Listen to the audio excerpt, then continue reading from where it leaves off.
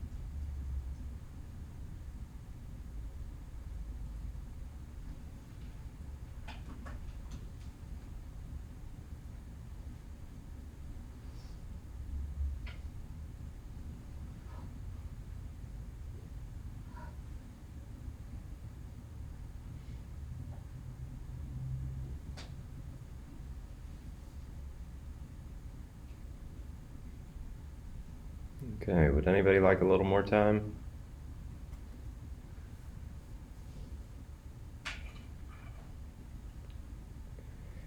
All right. So our goal here is to take this function ln of 3t, and if I were to consider this function as a composition of functions, then I'm supposed to write down what are the functions which are being composed. So it's a little bit of a reverse problem to what we usually have done, so far in this class at least. What we have done before in the past is, okay, if f of t equals something and then g of t equals something, then you're supposed to figure out what is f of g of t. Right? You're supposed to take g, plug it into f, and get what f of g of t is. In this case, we're going in the opposite direction, and this is a really important skill for computing derivatives using the chain rule. Okay, so what we want to be able to do instead is start with f of g of t, and then you tell me what's f and what's g. Okay, so that's the goal here. So let's try it out for this problem. Does anybody have any good guesses for what g might be, g of t? I usually like to start on the inside and work out.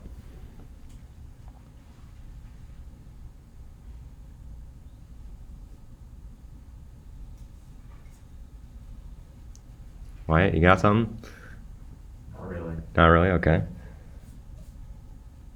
Anybody else? Yeah, Kevin? 3. You're very close. It's actually going to be the entirety of this inside function here. So it's going to be 3t. Oh well, I guess we were supposed to write f of z here. According to the instructions, this should have been a z. They say y equals f of z and z equals g of t. Okay, so if I were to take 3t and plug it into this function, I would get ln of 3t. What do we think f should be?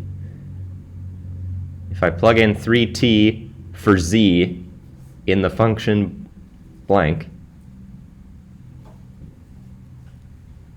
I'll get ln of 3t. Yeah, right? Is it just ln of z? Exactly, it'll be ln of z. And we can check our work by doing the usual thing that we would do, and just do the problems that we've been given so far, right? Now we have f of z and g of t, and so let's try plugging in, well, z, we're going to plug in 3t for z. So then we would get ln of, and then instead of z, I would write 3t. And that's exactly what we started with. Okay. Kind of a reverse game we're playing here. It takes, I think, more effort and a little bit more thought. But you'll start to kind of realize that it's usually, you work from the inside out. So start with the innermost function, work your way out to the outermost function. So oftentimes, the inner function will just be whatever is in your parentheses.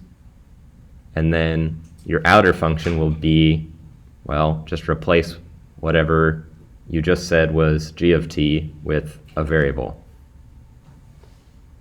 So let's try the next one. So we want to write this as f of g of t, where f of z is equal to something, and g of z, we should say t, g of t is equal to something.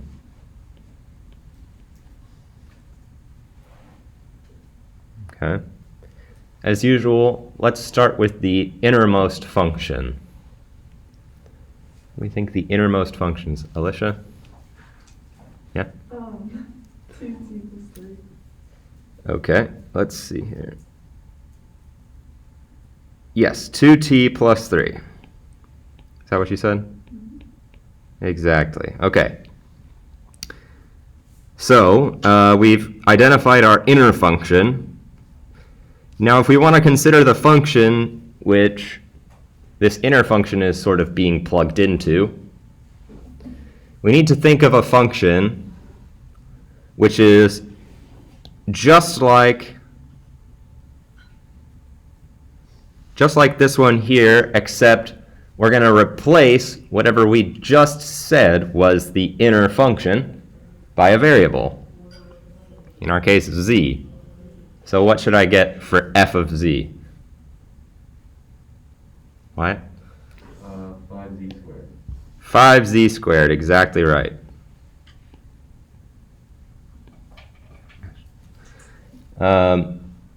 Okay, perfect. So if we take g of t, 2t plus 3, plug it into 5z squared for z, well, then we would get f of g of t equals 5 times 2t plus 3 squared. I think I just called you Alicia, didn't I? I meant to say Ashlyn, right? Sorry. Okay. Questions about warm-up problem A? This is going to be a component piece of pretty much every chain rule problem that we do. All right, great. So warm-up problem B is just, do you remember what we did last time? Can anybody walk me through part A? Or do you want to do this derivative here, 2 ln x plus 5e to the x plus 2? Well, first let me ask, is there anybody who can give me some or all of the rules that I'm going to need to use?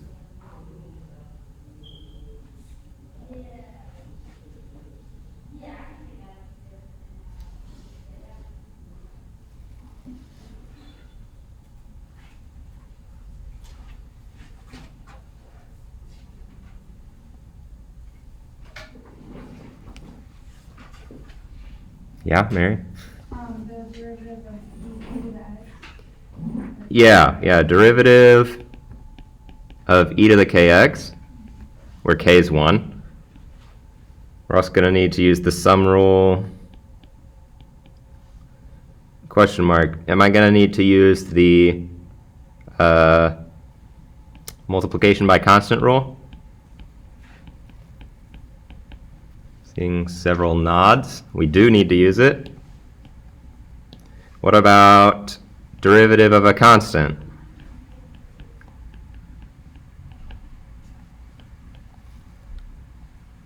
Yeah, we're going to need to use it on the 2, right? What is the derivative of a constant? 0, great. One last rule we're going to need to use.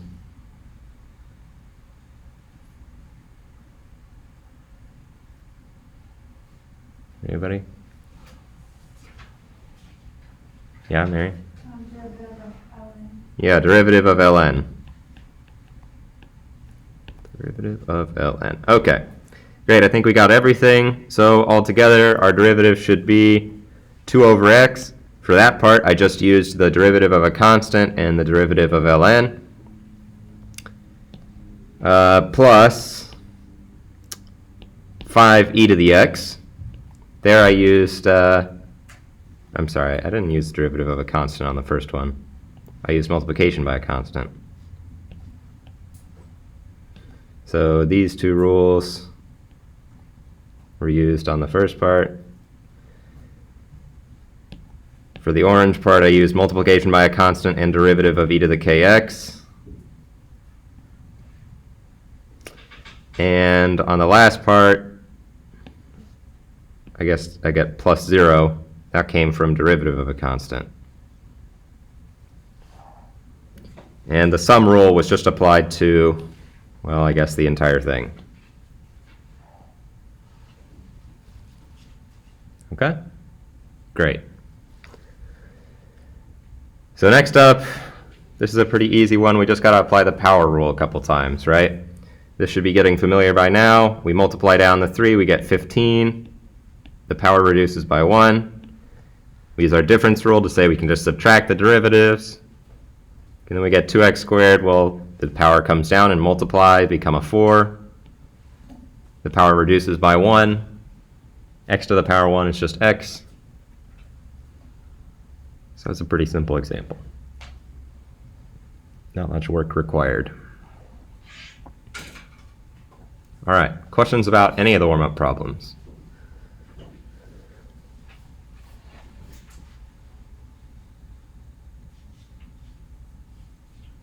All right. Well, we'll talk about the chain rule now. So, what does the chain rule say? The chain rule is going to tell us how to do derivatives of compositions of functions. So, if h of t is equal to f of g of t. Okay, so we have some function which we get by plugging one function into another function. Then we can do the derivative of h.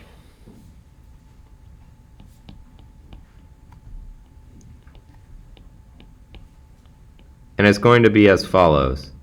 It will be the derivative of the outer function, and we still just plug in g of t. Okay, so we plug g of t into the derivative of the outer function, and then we multiply by the derivative of the inner function. Okay, sometimes what I'll do is I'll draw one of these things that looks like this. I'll go like this, and then I'll draw this kind of arrow out here.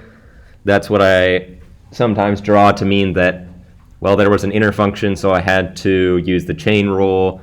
So this g prime of t came from the fact that f of g of t was a composition of functions. Okay? So sometimes I'll say something like, okay, we have to multiply down by g prime because g prime is a function in a function, etc. All right, and just for the sake of confusing you, I'll also tell you how to do this in Leibniz notation.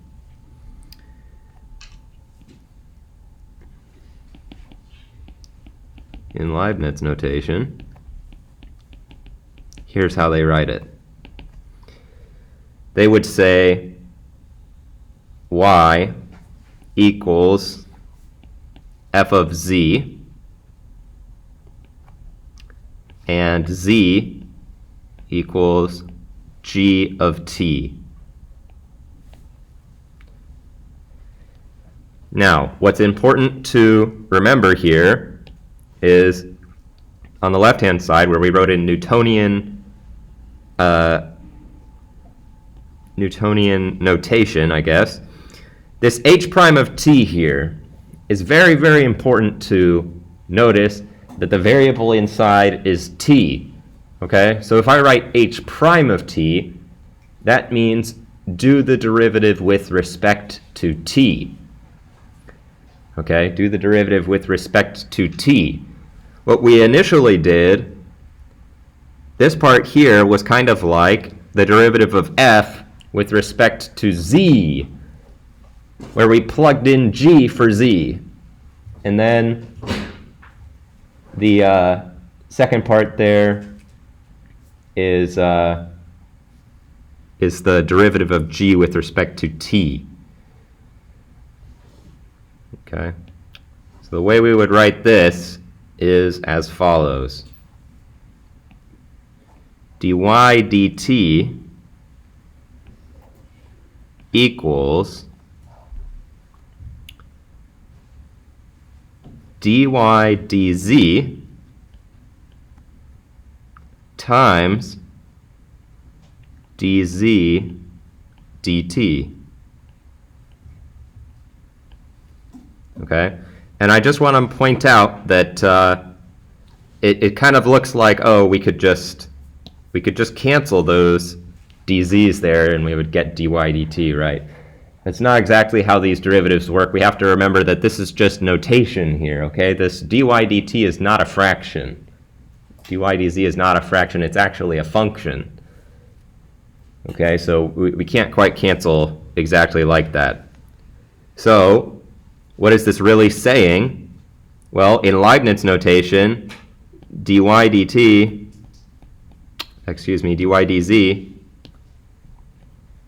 is equal to f prime of z, where remember z is g of t, which is f prime of g of t. Okay, and the dz dt part is just dz dt is just g prime of t. Okay, so these two things say exactly the same thing. If I say dy dz times dz dt, let's have a color coding. The dy dz part, that's f prime of g of t. And the dz dt part, is the g prime of t. Okay, so two different notations for the chain rule. All right, great. So now I'm going to explain why I was peeved by this e to the kx rule, okay? Using the e to the kx rule,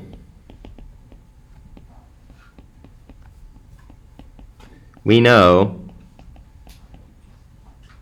that the derivative of e to the 15x is just going to be e to the 15x times 15.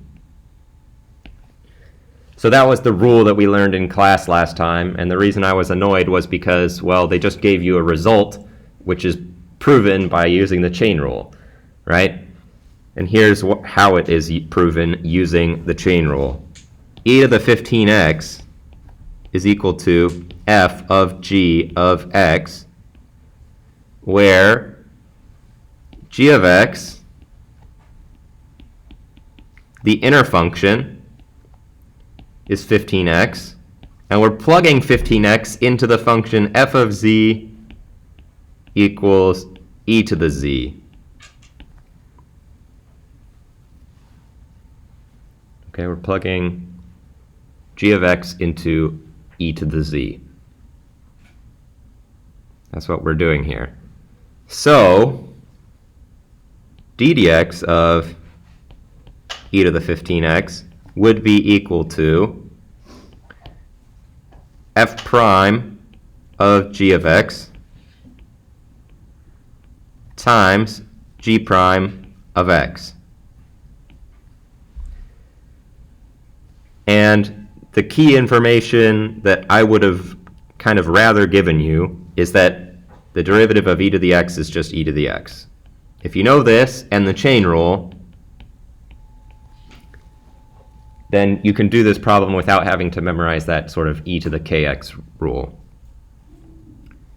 So let's actually go ahead and do it. First of all, what I should do before I start any chain rule problem is express the function as a composition. In other words, write down g of t and f of z. That's the first step. The second step is to compute the derivative of f and g. The final step is to plug the right functions into the right places using this formula. So I've done step number one. I wrote down f and g. Now I need to write down their derivatives. G prime of x is going to be just 15. Power rule or linear function rule, whichever one you want to say you're using. F prime of z, I just told you the derivative of e to the z is just itself. I get e to the z. So now I'm going to use this information in my red box is all that I need to go ahead and plug into my formula, which is underlined in red here. So, first I take f prime of z, that's e to the power z, and I plug in g of x, that's 15x. So I get e to the 15x, and then I need to multiply by g prime of x. In the red box, I computed g prime of x, I got 15. So I get times 15. Okay, that's how this worked. So if I was going to draw the kind of what's going on here, sometimes I'll do this little underline here, and then I'll draw this arrow to show that 15x was the inside function, and I multiplied down by its derivative using the chain rule. Okay? I like this way of teaching it better because you only have to know the fact that the derivative of e to the x is e to the x. I think most students find that fairly easy to remember. Most students, when they have that problem on exam, they get it instantly. The other rule you need to know is the chain rule, which you absolutely have to know for about a million other reasons. So if you just know those two rules, then you don't need to bother memorizing the e to the kx rule. If you want to, though, you can. All right, any questions about problem A and or why I like to do it using the chain rule instead of using the special e to the kx rule?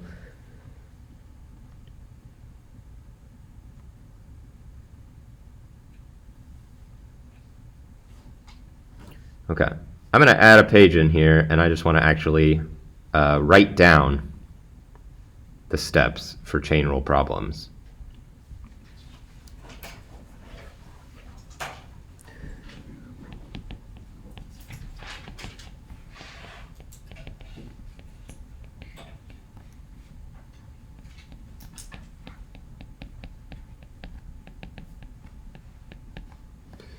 So steps for the chain rule on the derivative of h of t.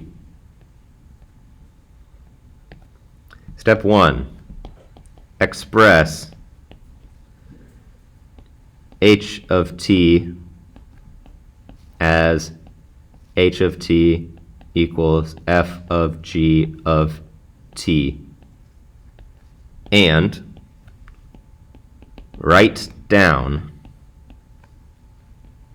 f of z and g of t on their own. Step 2, find f prime of z and g prime of t. 3, compose g of t with f prime of t, f prime of z, and multiply by g prime of t. In other words, h prime of t is equal to f prime of g of t, where we leave g alone at first, and then we kind of chain rule out the g prime of t. All right, so these are the 3 steps that we do for chain rule. First, we express f and g. That's kind of the tricky part that we did in the warm-up problems. Next, we find their derivatives. Once we find f and g, we should be able to use the derivative rules that we've already learned to find their derivatives. Okay? After that, it's just a matter of plugging into this formula. So this thing right here, which says f prime of g of t times g prime of t, that's something that you need to memorize. All right.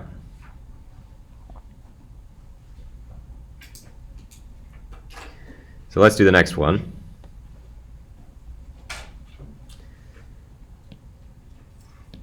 Myself a little buffer here. So we want to do the derivative of 3x cubed minus x to the power 5.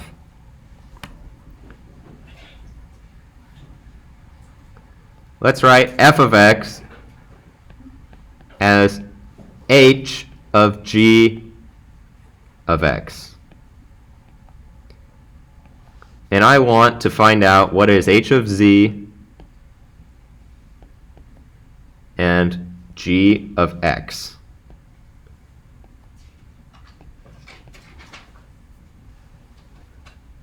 So, part one of the steps. Need to figure out what the functions are which are being composed. I like to start with the inner function. Okay? I like to start with the inner function. So, if we have g of x here, being our inner function, what do we think g of x should be? Yeah? Exactly right. 3x cubed minus x. Thank you, Ashlyn. Anybody want to tell me what h of z should be? Kevin? Z to the 5. Yeah, exactly. Z to the 5th power. So we can kind of see that, you know, back in the day, if they had given us a problem which said, okay, if h of z is z to the 5th and g of x is this thing, then what's h of g of x? Well, we would give the answer 3x cubed minus x to the power 5. So we're just doing that problem in reverse now. All right, great. Step 1 is done. What was step 2?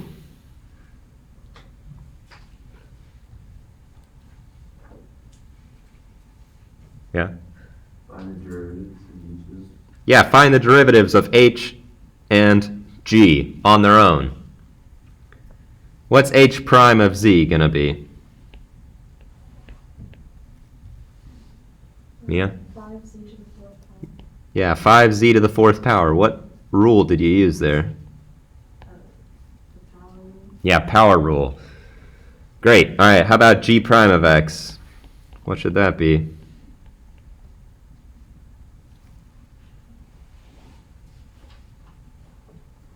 Yeah, Michael? Would be 9x squared minus 1. Exactly. 9x squared minus 1. Again, power rule.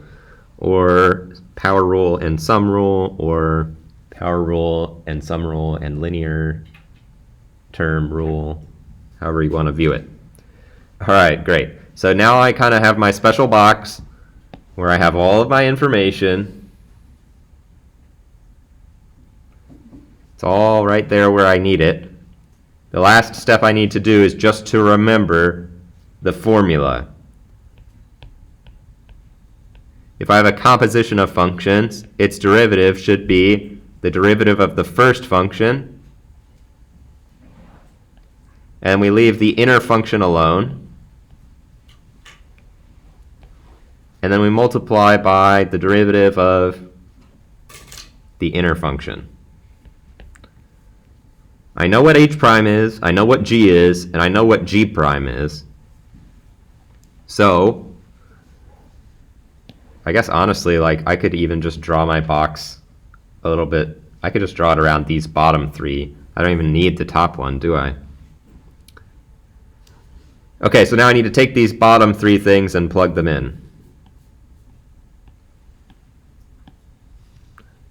So, g of x goes in for z in h prime. H prime is 5z to the 4th. I'm going to replace z by g. So, I get 5 3x cubed minus x to the power 4, and then I multiply by the derivative of g. I have to do it all in parentheses, by the way, because I need to make sure I distribute this. So 9x squared minus 1. Okay, if I want to multiply by g, I better multiply by all of g, not just a piece of it.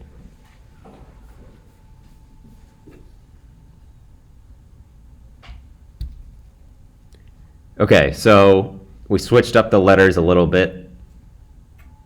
What I want you to see is that we've always got the same form. It's derivative of the outer function, where we plug in the original inner function, then multiply by the derivative of the inner function. Questions about problem B?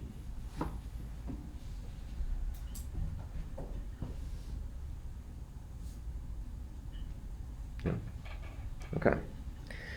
Great. So that's kind of the way that we're going to do chain rule every single time. I'm going to skip over some of these because I think these later problems are more interesting.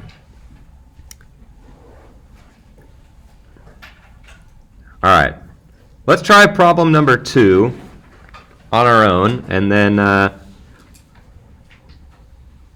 I'll tell you what. Let's have groups 1 and 2. So you guys and Mia, and back to Chloe.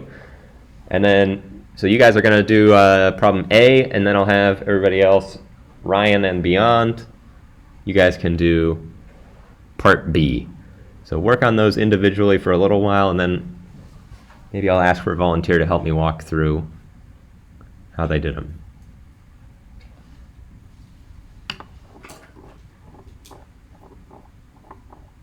Yes? Is it possible for you to make it a little bigger? Sure, I can make it a little bigger. Yeah, that's good. How about like that? I don't want to cut off any of the graph. Thank you. No problem.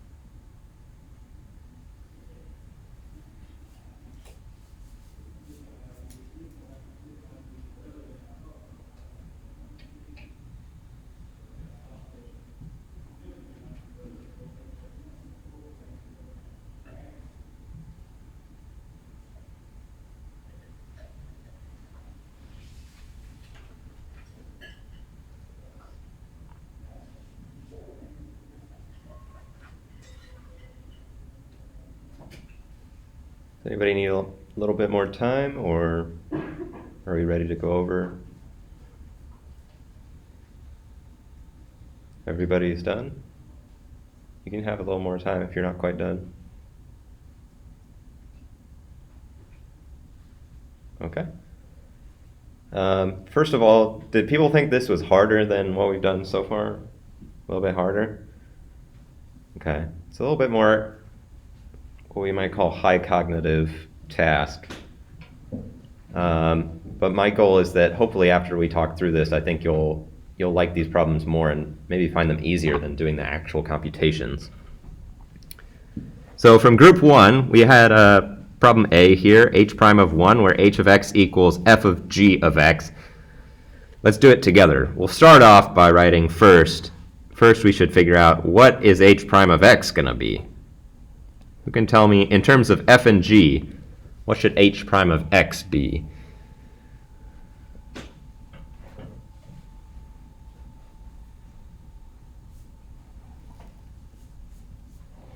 Anyone feel confident in what the formula should look like?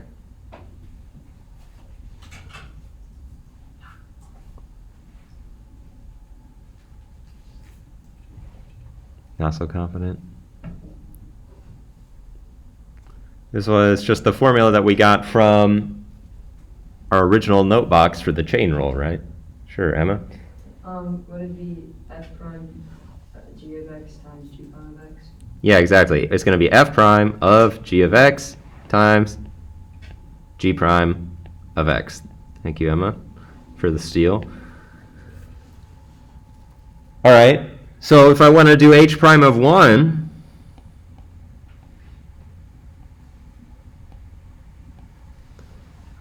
I can just, wherever I see an x, I'll put a 1. So I'll have f prime of g of 1 times g prime of 1. Anybody from group 1 or 2 get to this point?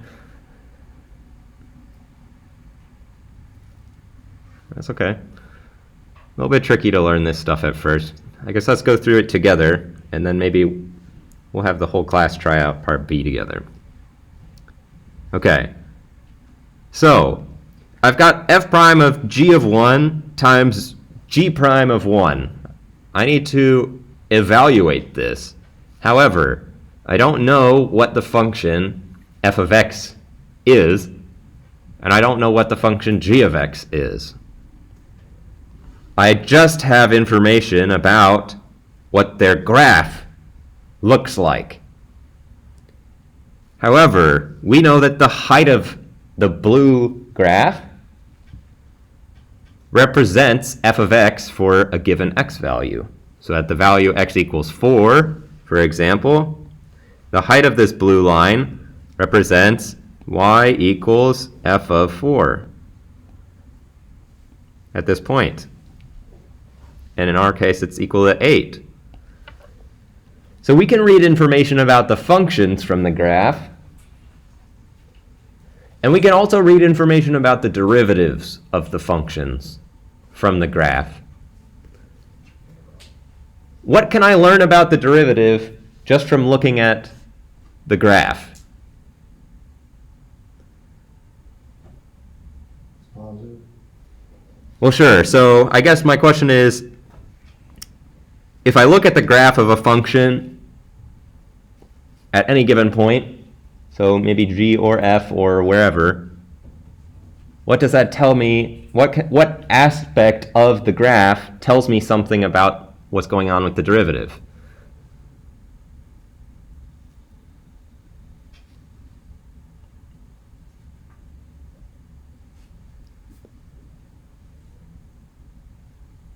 The slope. Yeah, exactly. The slope. The slope is what's telling us what's going on with the derivative. So the height of the function is telling me what should f of x be, and the slope of the function is telling me what should f prime of x be, or g prime, or g of x, right?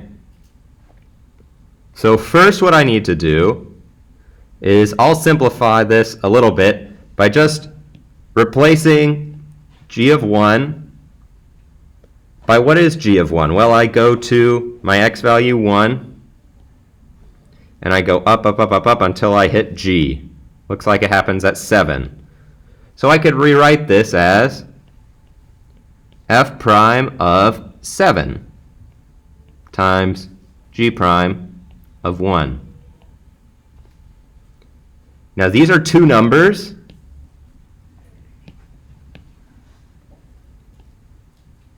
How can I find out what is f prime of 7 from looking at the graph? Alice? Is the slope of the line at x equals 7? Exactly. It's the slope of the line f at x equals 7. So first of all, I go find x equals 7, and then I go find what does f of x look like when x is equal to 7. That's this point right here. So if I want to know what is f prime of 7, I need to understand what is the slope of the line f of x when x is equal to 7. Who can tell me what it is? Yeah, Ashlyn? 0. 0. Very good. And now I'm going to multiply 0 times something. I better get 0 in the end, but let's go ahead and figure out what g prime of 1 should really be, just for the heck of it. I want to find out what is g prime of 1. Well, I just go to my graph. I find the point x equals 1. Find the point x equals 1 here. And then I go up and find g. And what I should do now is write, where I see g prime of 1, I should write the slope of the line at this green point here. Well, the slope of g looks like it's pretty much constant. It's going kind of down 1 over 1, down 1 over 1, down 1 over 1. What do we think the slope is? Yeah, -1. I heard it somewhere out there. So 0 times -1, we get 0.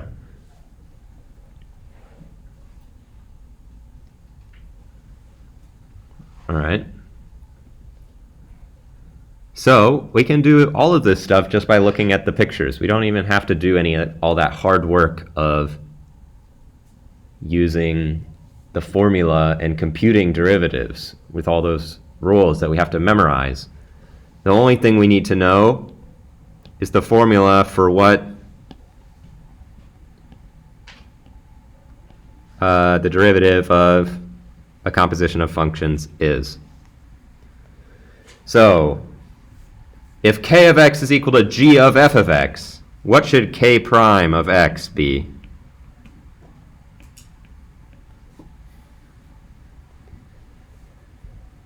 Alice? G prime of f of x times f prime of x?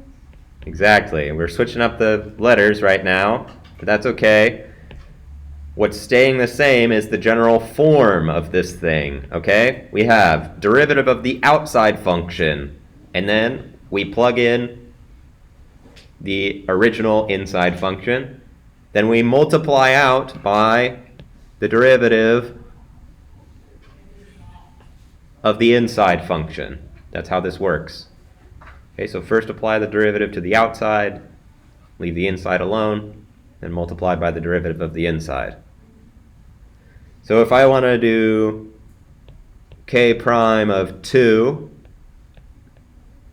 I should get g prime of f of 2 times f prime of 2. Now I'm going to do the same process as before. I'm going to try to figure out all this information just by looking at the graph. Okay? Why don't we start all the way on the inside with f of 2. So f of 2.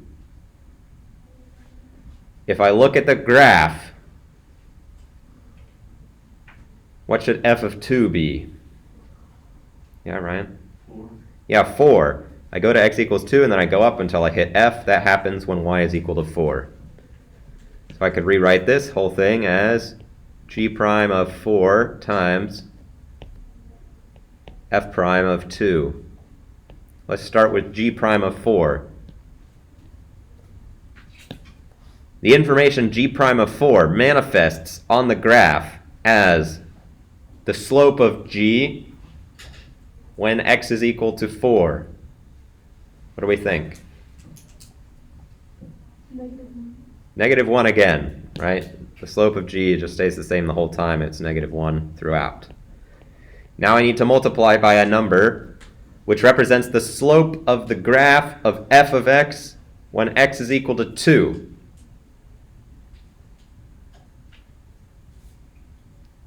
What do we think? Yeah, Mary? Yeah, it's 2. You can tell that it's 2 because if we were to trace this thing from here to here, we went up 8 and over 4. Rise over run is 8 over 4 is 2. So we get 2 here. So our final answer is -2. All right, sorry, I went 1 minute over. If you're struggling with chain rule, I highly recommend that you come to office hours or stay after class or do a lot of practice problems because it's crucial in almost every single derivative problem that we're going to do for the rest of the semester. So please make sure that you have a good understanding of chain rule. All right, great. Have a great day, and see you guys on Wednesday.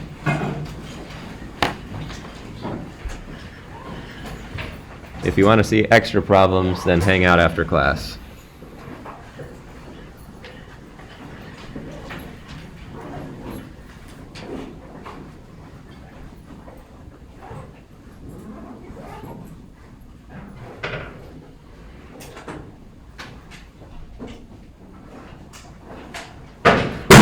Ooh.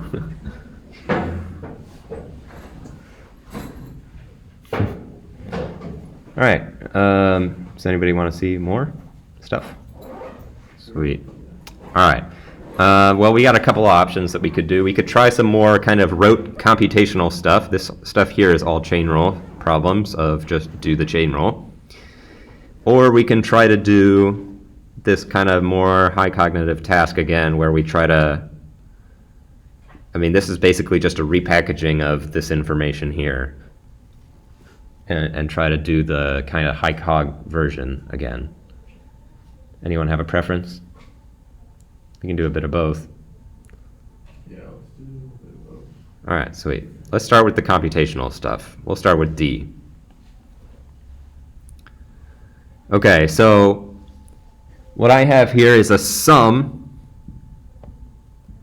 of two functions, both of which are a composition of functions. Okay, so this stratagem of like doing all the steps 1, 2, 3 is useful for learning how to do the chain rule. After a while, you probably won't write down f and g explicitly and then write down the derivatives, but let's do it for this case. Let's say that this part here was f of g of x. What would the inner function be?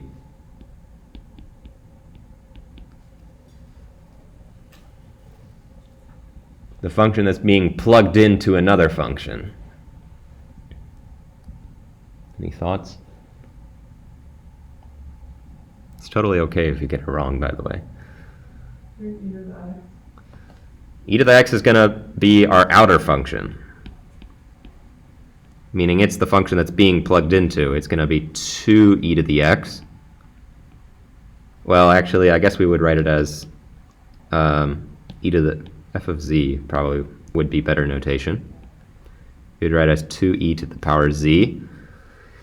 And what's being plugged in for z here is going to be our inner function. Is it more clear now, Ellie? Mm-hmm.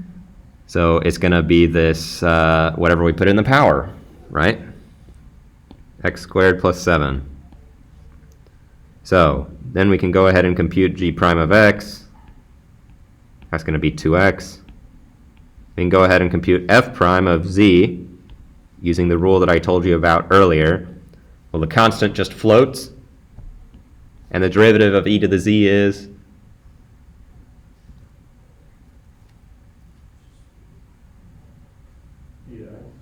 Just e to the z itself. The derivative of e to some power, variable power, if you take the derivative with respect to that variable, you just get the exact same thing back. That's kind of the amazing thing about e. All right, great. So then f prime of g of x plus times g prime of x would be all equal to, well, we just take f prime, that's 2e to the z, and we're going to plug in g of x. We get e to the power, 2e to the x squared plus 7. Now we need to multiply by the derivative of g of x, that's 2x. So that's kind of how we did that part. And now we have a big fat minus sign. And then we'll do the right-hand side. So the right-hand side is f of g of x, where f of z is something and g of x is something. Remember, g of x is the inner function. Who can tell me what g of x is going to be? 2x minus 1. Yeah, 2x minus 1. So if I was to write f of z, where z is just some variable, what would it be?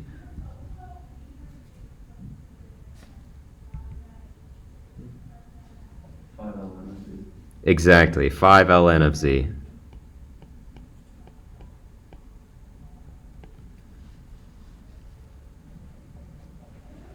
You might start to notice that, like, each time we have one of these problems, g of x tends to be whatever's just in our parentheses. It was maybe a little bit tricky to figure out what was going on in the original problem because we don't usually write this, but there are kind of a set of parentheses right here. That's how you can think of it around our power. So that's how you can see what the inner function is on like a function like that. If you see a function in a power, you can bet your bottom dollar that the power is going to be the inner function. Okay, great. So now we'll do f prime of z. What is f prime of z?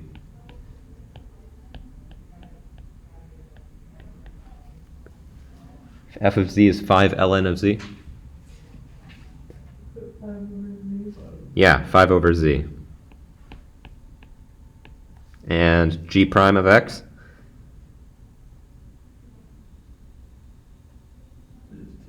Yeah, just 2. Okay. So then how do I write it all together? What should the formula be, first of all? F prime of g of x times g prime of x. Yep. So if I plug everything in, let's plug g of x, that's 2x minus 1, into f prime of z. So where we see a z in f prime, we're going to instead write 2x minus 1. So what do we get? 5 over 2x minus 1. Exactly. Am I done? No, what else do I still have to do? So to multiply by g prime of x. Okay, great. So multiplication sign and then Yeah. 2. Great. So this is my final answer.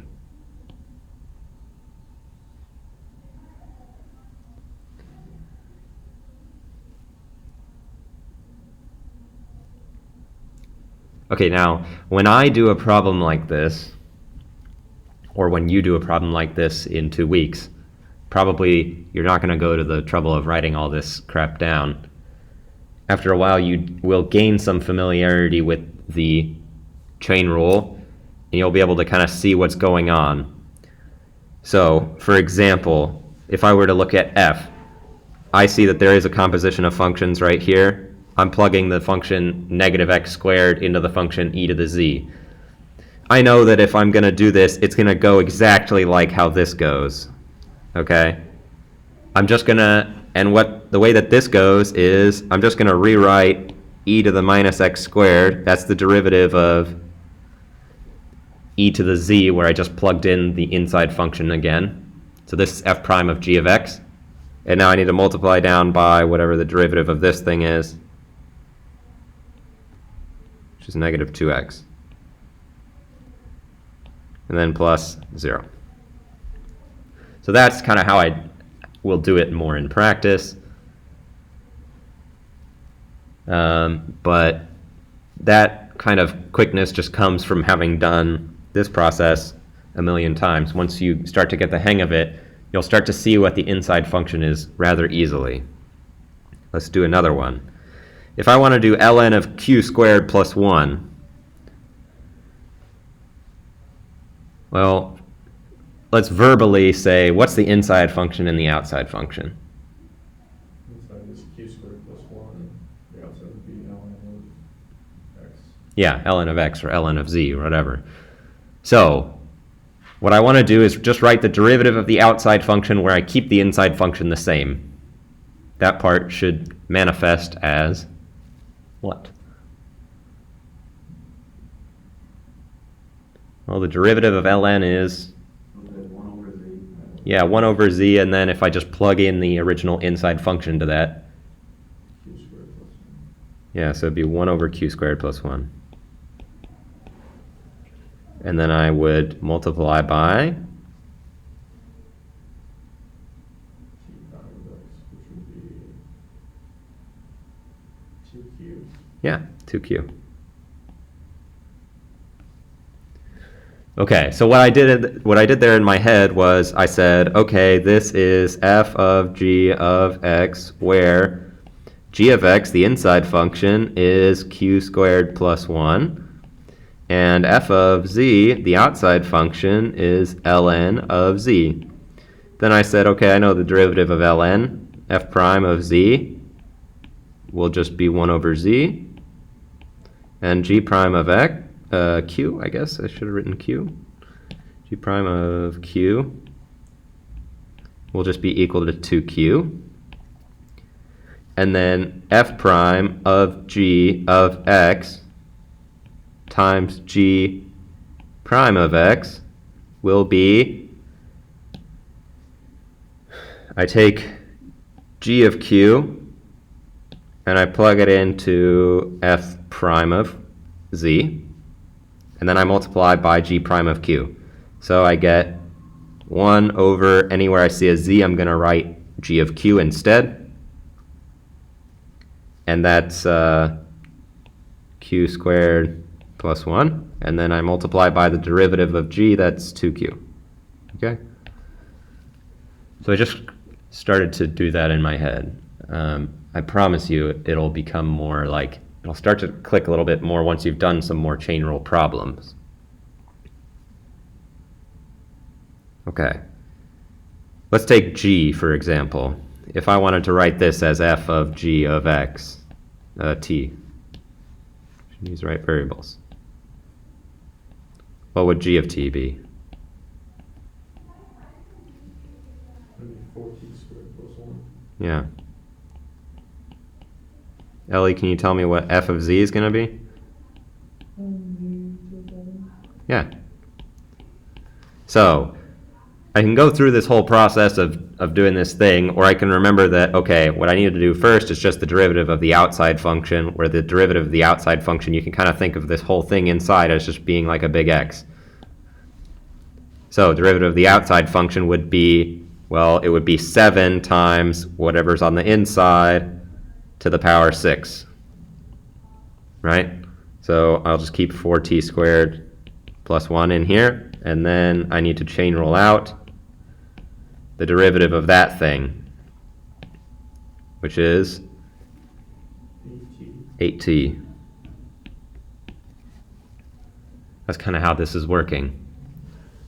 Again, if I wanted to really go through it carefully, I would say f prime of z equals 6, that should be 7z to the power 6, and then g prime of t is equal to 8t, and then I would say, okay, f prime of g of t times g prime of t, and I would just do my usual composition game here and put g of t wherever I see a z in f prime of z, and then I would multiply all of that by g prime of t. Starting to become more clear? Let's have another practice. All right.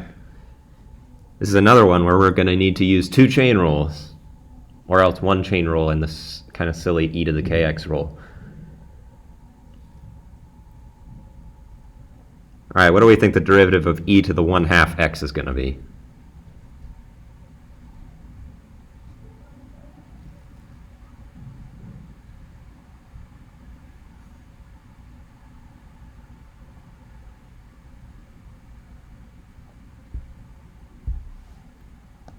Well, remember the inner function here is just this power. So if I were to do the derivative of e to the z, what would I get? Isn't it just e to the z? Yeah, derivative of e to the z is just itself, e to the z again. So I'll just rewrite e to the 1/2 x. And now I need to chain rule. Do the derivative of 1/2 x. What's that? 1/2. 1/2. That's the first part. Now plus. How do we do the derivative of this second part?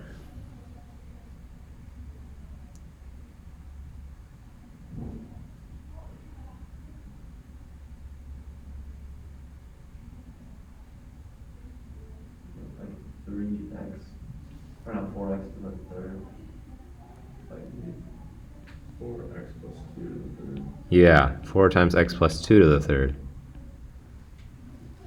I treat the whole inside as like just being kind of its own letter. You could think of this as doing the derivative of y to the 4th. You know, if you did the derivative of y to the 4th, you would do 4 times y to the 3rd, and then you would just replace y by the thing that y is equal to.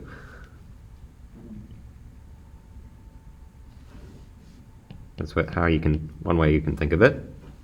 But I also need to multiply out by something, right? Should be the derivative of the inside. Yeah, 1. So technically you were exactly right there. But I just want to make sure that you guys remember we have to multiply out by that inside function.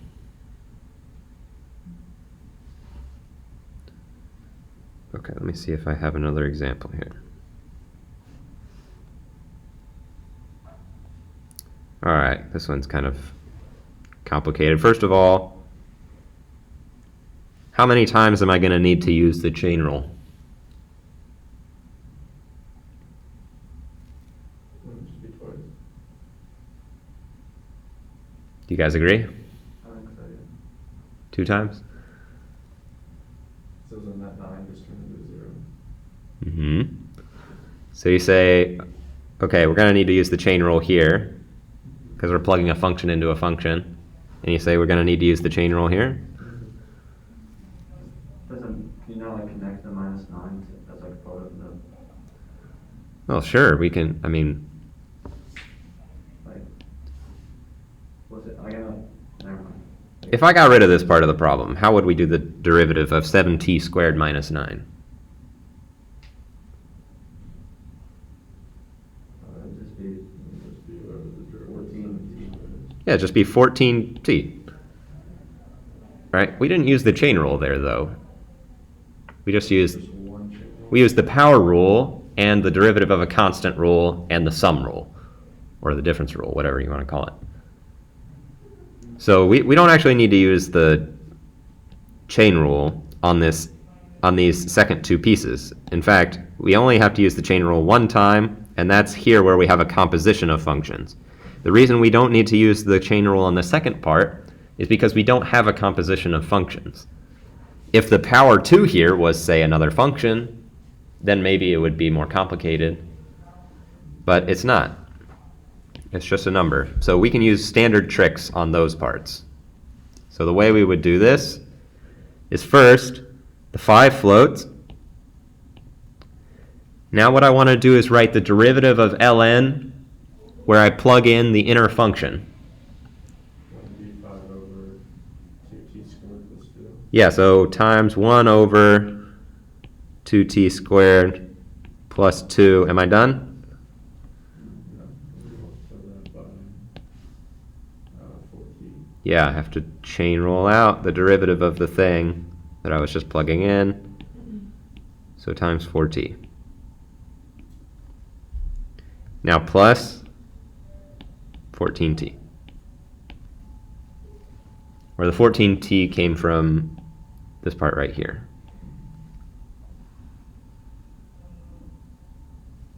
Okay?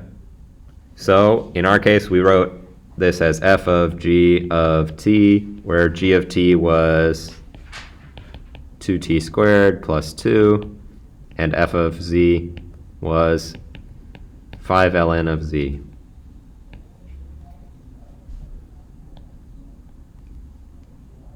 Okay?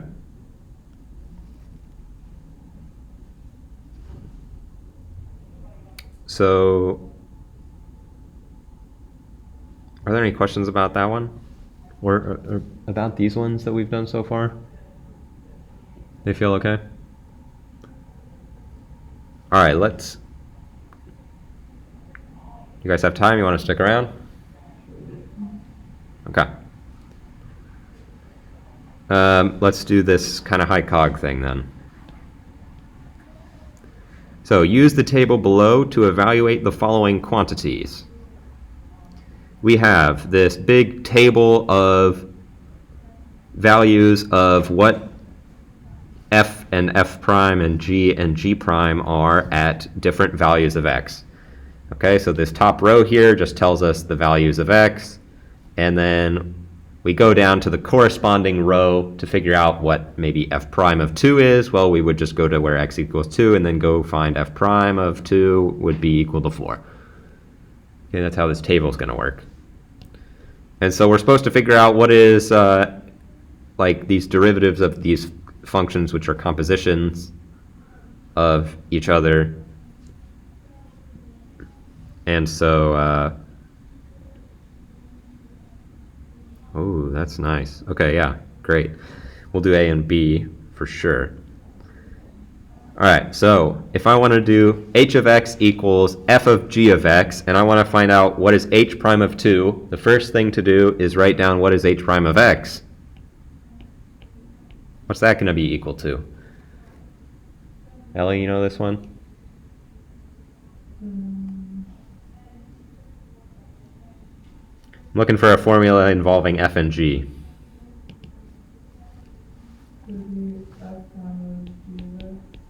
Yep. Times g prime of x. Yeah, exactly. So if I want to do h prime of 2, well, I just plug in 2. F prime of g of 2 times g prime of 2. Okay. G of 2, I find x equals 2, and I go down to the row which has the values of g. So it's going to be 3. G prime of 2, I go find x equals 2, and I go down to the column which has the value of g prime. It's also 3. So I could rewrite this as f prime of 3 times g times 3. Right, where 3 is the value of g prime of 2, and 3 is also the value of g of 2. Lastly, I just have to go to where x is equal to 3. Running out of colors. Go to where x is equal to 3. Go down and find what is f prime when x is equal to 3. It's 5.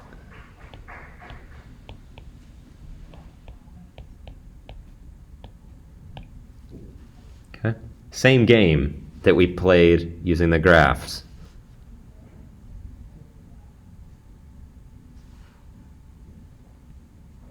All right, now here's a complicated one.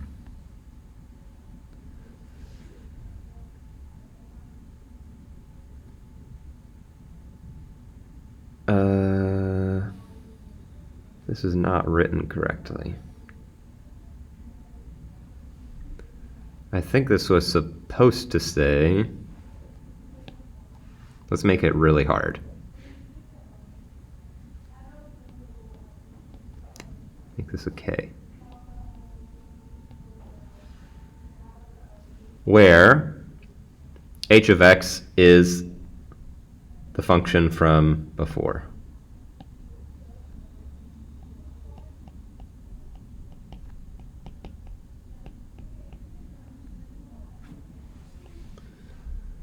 So in particular, k of x is going to be equal to h of g of x, which is going to be equal to, we plug g of x in for x in h of x, we're going to get f of g of x.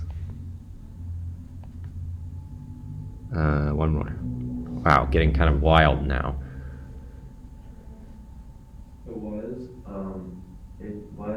What are those last two equal?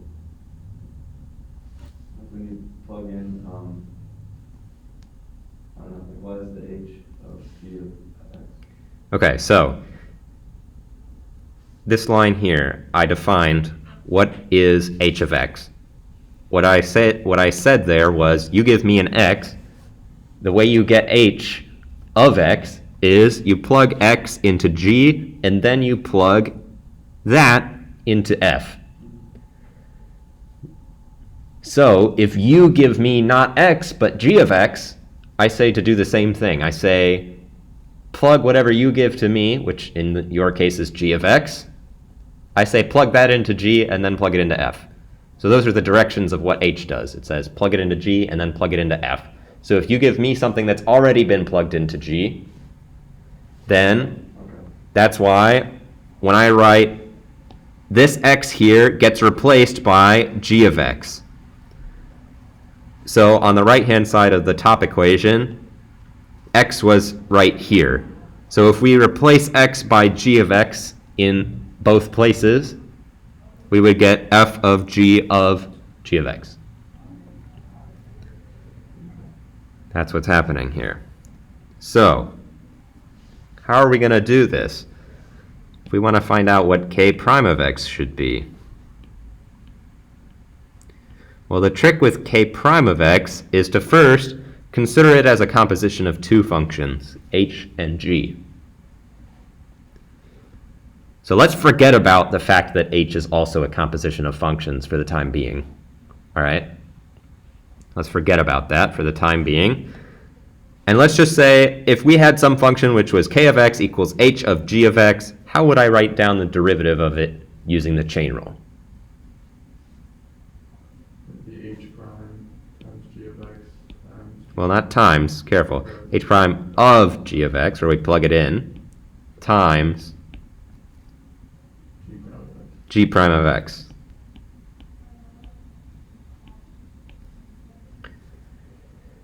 Okay, this is what we're getting.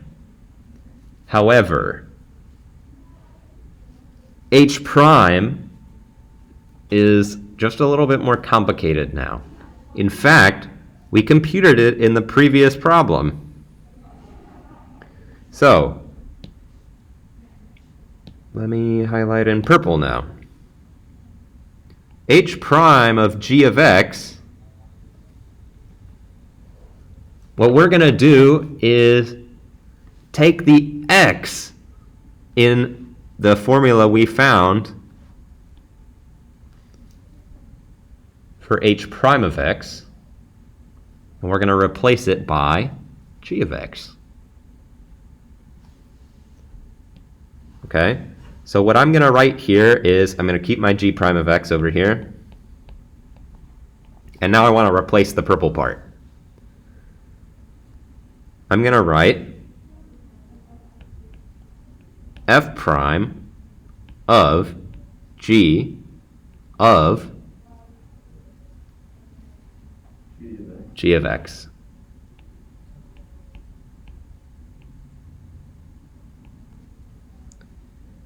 Okay, and then, hang on, I'm missing one more parentheses there, times g prime of g of x. Okay? So this whole thing here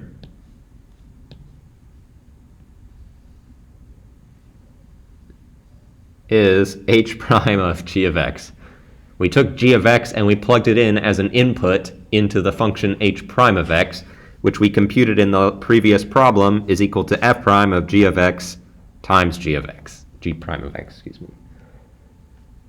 So we got a chain rule within a chain rule, basically, is what's going on here. Okay, if you want to see the closed form of how this works, it's like this. If we have f of g of h of x, and we do the derivative of that, well, we would do f prime, and then we would leave the inside alone, right? And then we would chain rule out the derivative of the inside. But when we do the derivative of the inside, it is again, I think I'm missing one parenthesis here. When we do the derivative of the inside, it is again a chain rule. So we get g prime of, leave the inside alone, that's h of x, and then multiply by h prime of x. That's really what's going on here. So multiple chain rules all together. All right, so now let's actually try to do it. So I'm going to need to kind of work my way out. First of all, we're plugging in 1. So I'll replace this x here by a 1, this one by a 1, this one by a 1. G of 1 is 0. So g of 1, I get g of 1 is 0, and then I do g of 0 and get, oh, sorry, I did g prime. Crap. What was I saying? Okay, so g of 1 is 2, excuse me. And then I do g of that. So then I go to 2, and I find that g of that is 3. So I can rewrite this as f prime of 3 times g prime of, well, g of 1 was 2 times g prime of 1. And now I can just take these values from here. I go to where I see x is 3. I scroll down until I find f prime. Well, that's 5. So I write 5 instead of f prime of 3. G prime of 2 I replace by going to where x is equal to 2 and scrolling down until I find g prime. That gives me the number 3. And lastly, I go to where x is equal to 1, and I scroll down until I hit g prime, and I get 0. So this whole thing was all equal to 0. Okay, kind of a wild ride.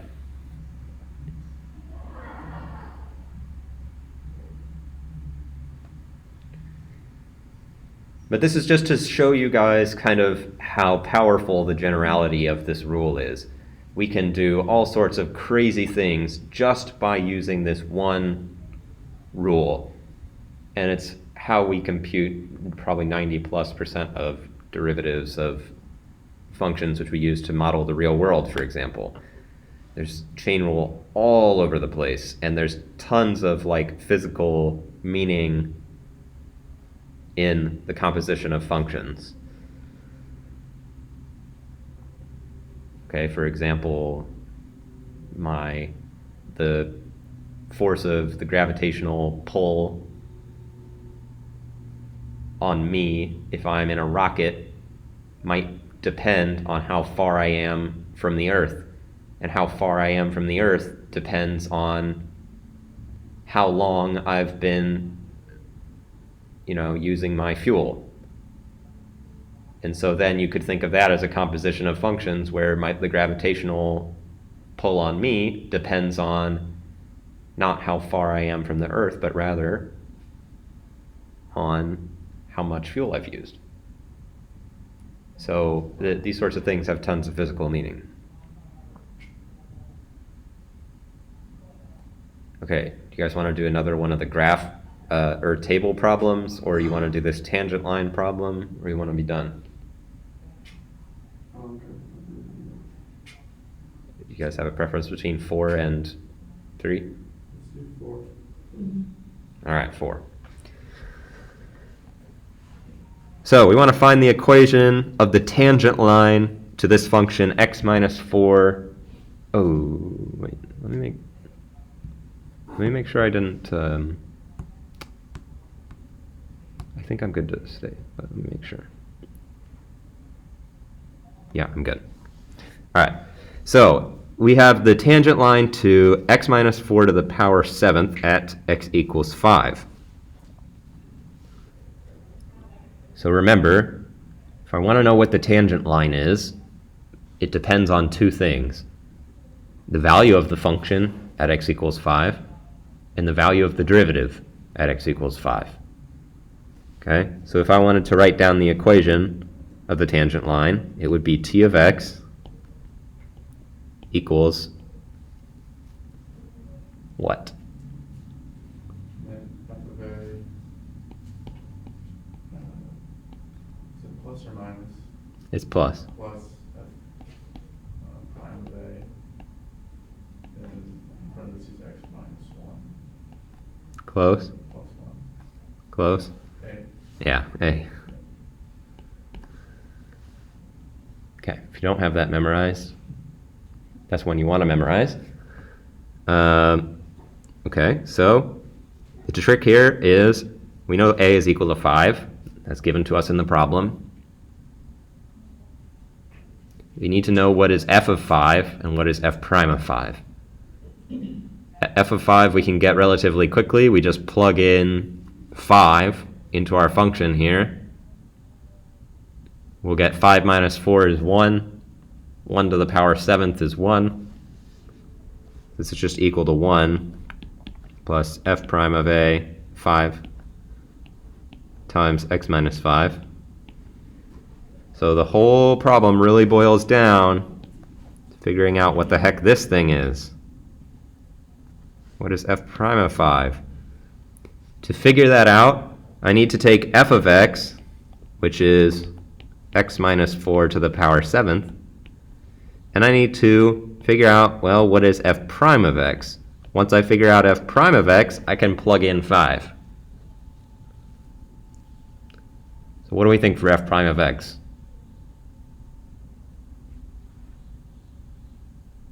Is it the chain rule? Mm-hmm. The outside one is like z to the 7th, Mm-hmm. and then inside one x minus 4. Yeah, exactly. So what do I get?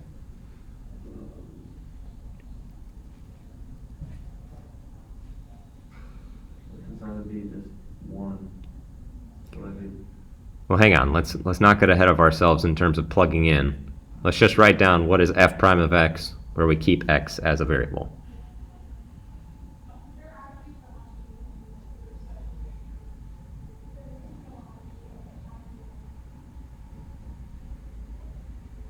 is it 7x to the 6th or no? You're on the right track. All right, let's go. Let's write this as h of g of x. And let's say, okay, what is g of x, the inner function? X minus 4. And what is h of z, the outer function? Z to the 7th. So if f of x equals h of g of x, f prime of x equals, how do I write it in terms of h and g?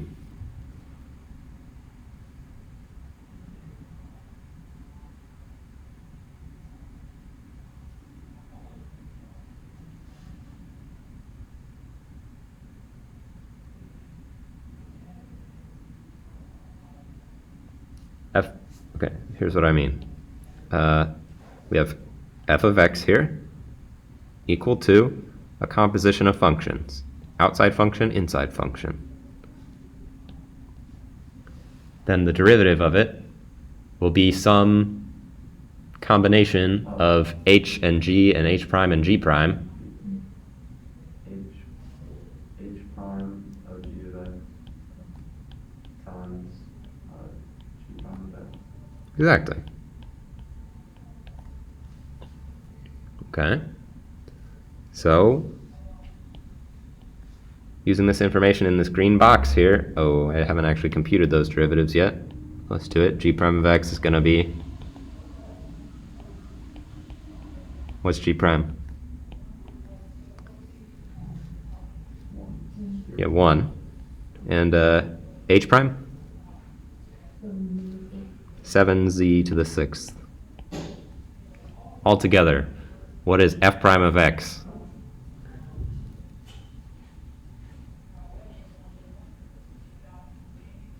It'll be 7x minus 4 to the 6th power. Exactly. And then you can kind of think of like, oh yeah, we also chained out the derivative of this thing, but that was just 1, so we usually don't write it.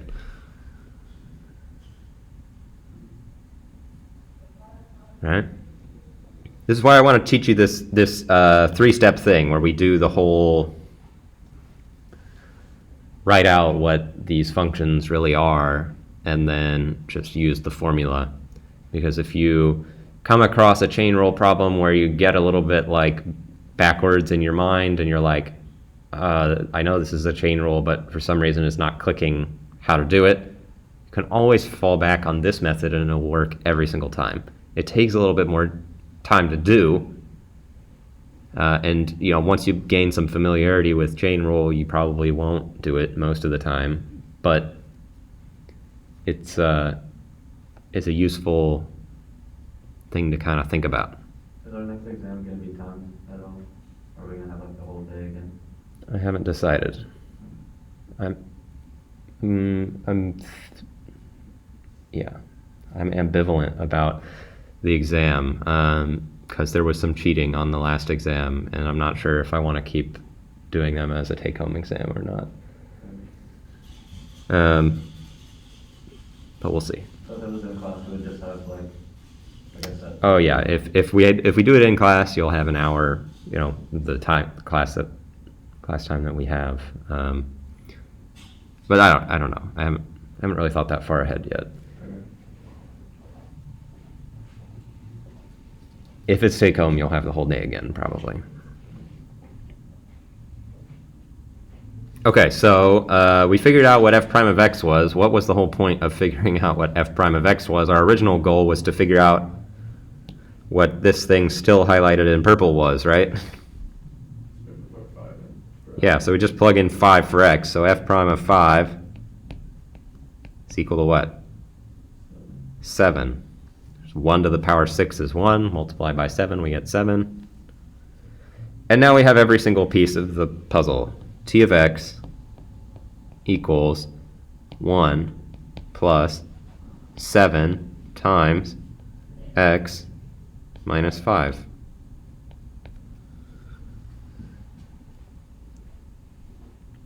So what is that to say? That's to say that basically if we were to draw this function, x minus 4 to the 7th would have a quadruple root at x equals 4. So it would look something like this. So here's 4. What it's saying is if we go to 5 and we draw in the tangent line to our function, the equation of that line is y equals 1 plus 7 times x minus 5. And if you were to multiply it all out, you'd get like y equals 7x minus 34. Okay, so this is the slope of a line. This is a line with slope 7 and y-intercept negative 34.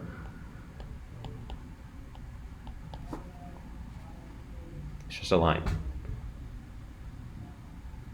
Okay, so these tangent line problems are really just a repackaging of A, do you know the formula for the tangent line? And B, do you know how to compute f of A and f prime of A? Right? F of A was easy, we just plugged right in. F prime, we had to do a little bit of work to get a function which we could then plug into. Once we had f of A and f prime of A, the only thing that was left was just to plug into the formula. So kind of like 2 layers of plugging here. First we had to do a chain rule problem where we wound up taking this information in the purple box and plugging it into the chain rule formula to get the derivative of f of x. And then we plugged some other number into that to figure out what f prime of 5 was going to be. And then once we figured out what f prime of 5 was, we then plugged that into t of x. So 3 levels of plugging.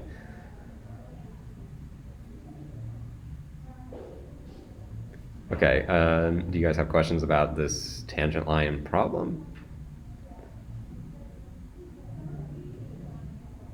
You guys think you could replicate what I just did on, say, like a quiz? With my notes, yes. With your notes, yeah? But not without your notes. Yeah, I need to study the formulas more. Okay. So I'll try to do the homework and maybe I'll be. Yeah, hopefully the homework helps. That's what it's supposed to do anyway. All right, shall we carry on? One more? I'll do one All right. Office Min finds they have a revenue for their printers that follows this function, ln of 500q squared, or excuse me, 1 plus 500q squared. Supposed to calculate the marginal revenue and interpret r prime of 10. So the marginal revenue is r prime of x. So, sorry, it should be r prime of q.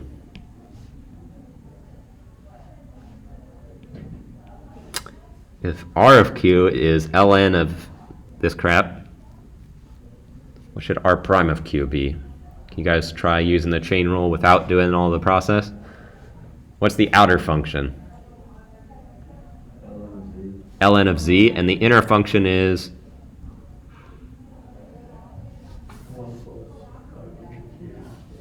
1 plus 500q squared. Would be 1 over 1 plus 500q squared. 1 over 1 plus 500q squared. And then I need a chain rule. Multiply all this crap by Times 1000q. exactly. So all in all, we get 1000q divided by 1 plus 500q squared.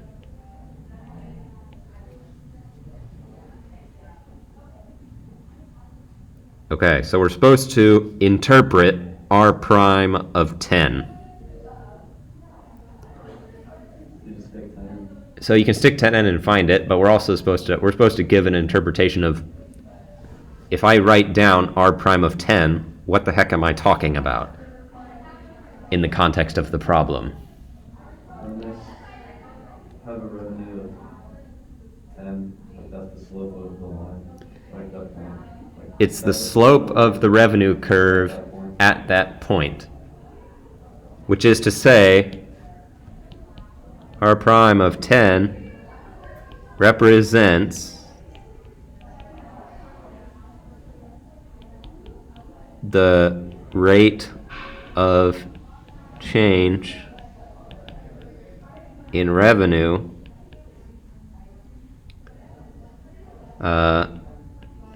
when production is increased from 10 units. So if our revenue curve looks like this, it would go find 10 units. And we would say, okay, if we find our revenue at that point, let's consider how is our revenue changing when we move away from 10. It's kind of like saying, which direction are we headed at that precise moment? See what I mean? And so knowing what is going on with the marginal revenue and the marginal cost and marginal profit can tell me whether or not I should increase production or not, right? If increasing production causes my profit to go down, then I should stay where I am. I shouldn't make more stuff because I don't want to make less profit. I want to make more profit. Okay, so that's kind of what it's saying here. And so when we talk about the rate of change in revenue, we have to be specific about where the heck we're talking about, because the revenue function has different rates of change all over the place. So if we ask the question, what is the rate of change of the revenue function, your very understandable answer would be, that question doesn't make any sense. It's different no matter where you look. So if you ask me, what is the rate of change of the revenue function at some point, then I can tell you. But otherwise, I can't. Okay, so that's just another chain rule problem. All we did was f of g of q, where g of q was 1 plus 500q, and f of z was ln z, and then we just plugged all that crap into the formula f prime of g of q times g prime of q. And that's what this was.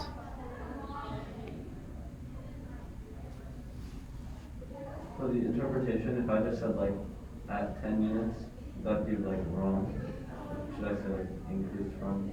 Can you put it in a sentence? Like represents the rate of change or represents the slope in revenue, like at the point 10 of R of Q equals ln of. Yeah, that sounds reasonable. Something like that. I mean, I think, yeah, the other thing you could say is that if you actually computed R prime of 10 and got a number, you could say the increase in revenue for producing the next unit is approximately that much money. Which is to say, basically, that if you take this tangent line, then these 2 points are going to be close to each other. If this is like x equals 11, then if we use the tangent line approximation, those will be similar. So you can frame your sentence in terms of how the tangent line approximates the revenue function and say that that's what is kind of going on here. Or you can frame it in terms of saying, well, the graph of the revenue function at x equals 10 has instantaneous rate of change equal to this number.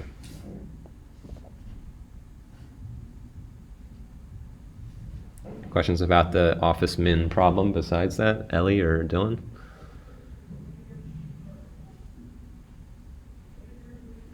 Okay, I think I'll call it here. And if you have more questions,